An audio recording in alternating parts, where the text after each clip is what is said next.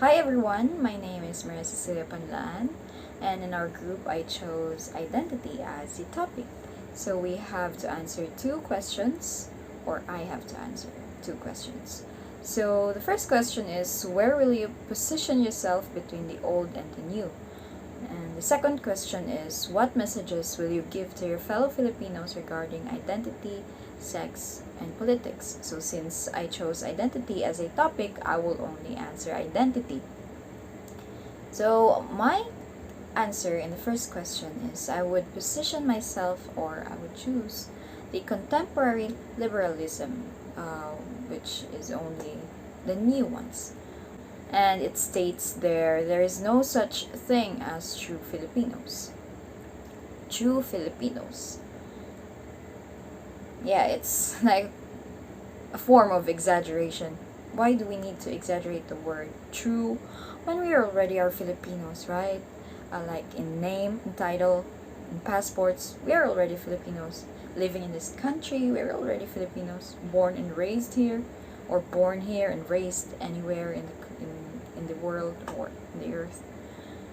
We're Filipinos, and it doesn't really make sense at all. Like having to say are true Filipinos. Are you true Filipinos? But it doesn't really make sense because we're already Filipinos. And yeah, I think that's all. It's very brief to me. Lead to the next question. What message will you give to your fellow Filipinos regarding identity?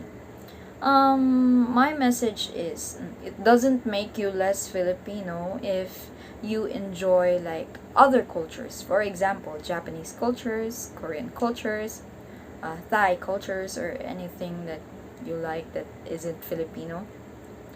Some Filipinos like to enjoy, like to watch Japanese TV shows, series, and doesn't like watching Filipino TV shows or series, and that doesn't make you less Filipino, because it it just doesn't.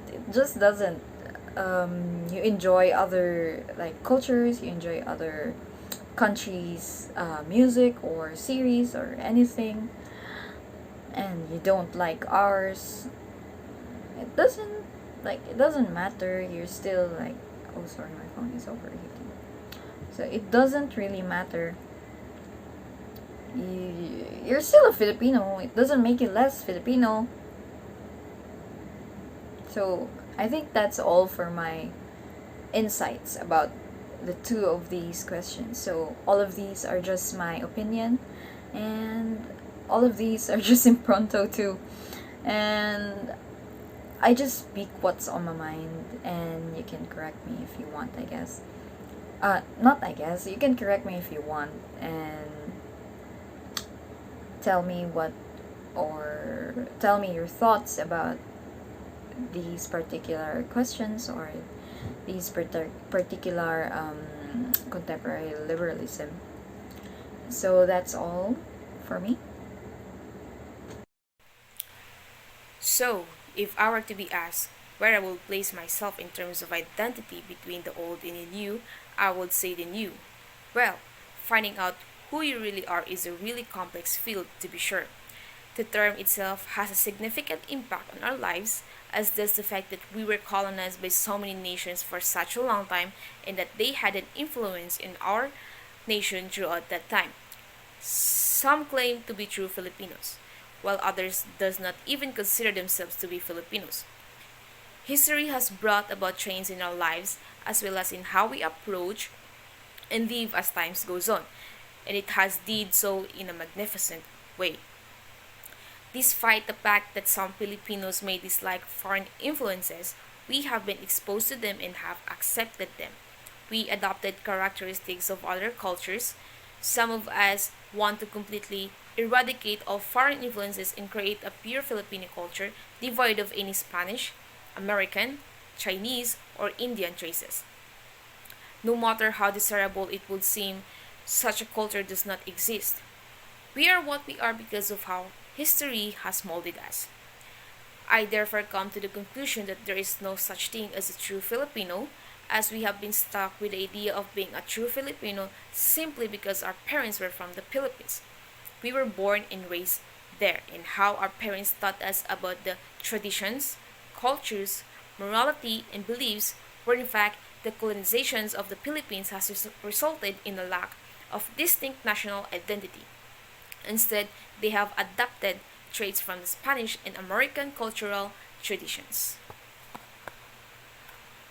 Sexuality has been a long source of discussion and debate in the Philippines. It is a complicated issue that is deeply rooted in the culture, religion, and history of the country.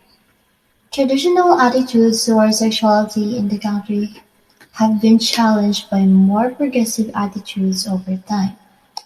The Philippines is gradually becoming more open and accepting various of sexualities.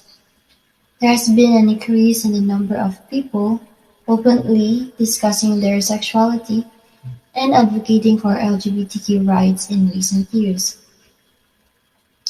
This shift in attitude has been largely driven by younger generations who are more aware of sexuality and gender identity issues. As a result, the number of organizations that participate has increased. In today's world, it is critical to be aware of the various forms of sexuality and to be open to them. We should strive to create an environment in which everyone, regardless of sexual orientation, feels accepted and respected. It is also important to recognize that sexuality is a spectrum and that people express themselves sexually in a variety of ways.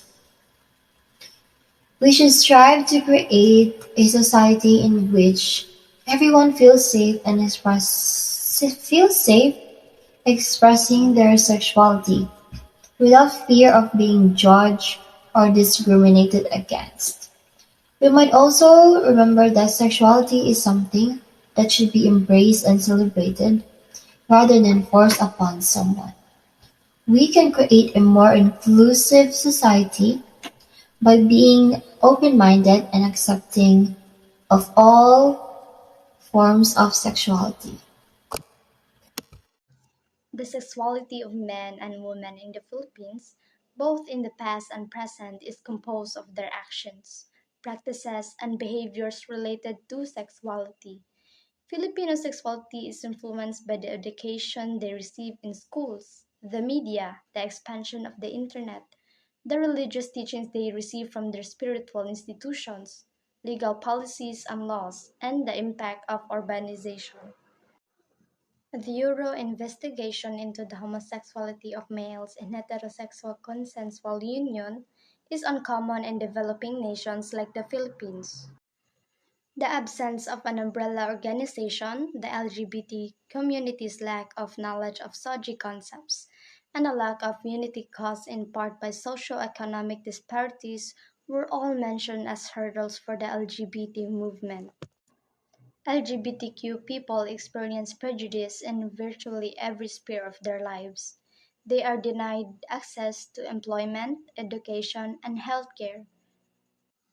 They are targeted for attacks solely because of their gender expression or perceived sexual orientation. The most terrible aspect of all is that, in contrast to the majority of other minority groups, many of these people experience violence and rejection from their own families and religious communities. For the answer, where will I position myself between the old and the new?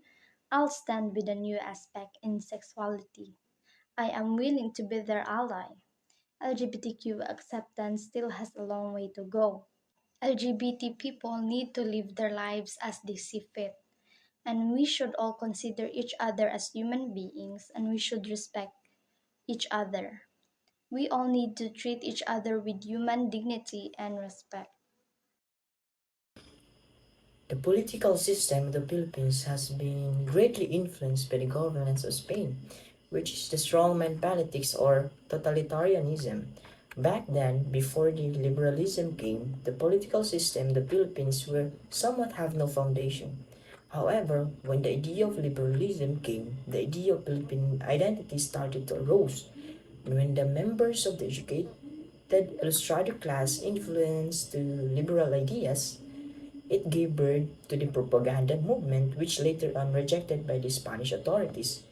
And due to that, it gave rises to the national awakening. The Filipinos started to proclaim their freedom, which led to the Philippine Revolution, the emergence of independence movement, and the revolution, which became entwined with the Spanish-American War. So later on, the Philippine independence was established under the rule of Emilio Aguinaldo. Even though the Philippines achieved liberal democracy, the idea of strongman politics or totalitarianism still engraved since the Spanish influence still remains. And also, Aguinaldo established a dictatorial government which later on could be the nucleus of the Republican government similar to the United States. Due to the dictatorship of late President Marcos, the 1987 Constitution was established for the reason to dismantle the dictatorial government in the Philippines. For for me, totalitarianism doesn't seem so bad because it implements rapid change because of their dictator style of leadership. When the head of the country wants to implement change, it is immediately carried out without opposition. This is a government system defined by a centralized body of leadership that dictator leads. Despite having a certain advantages, totalitarianism has fallen out of style with many nations today. It does have some good points, but remember, even Hitler's and Joseph Stalin's regimes had their good points.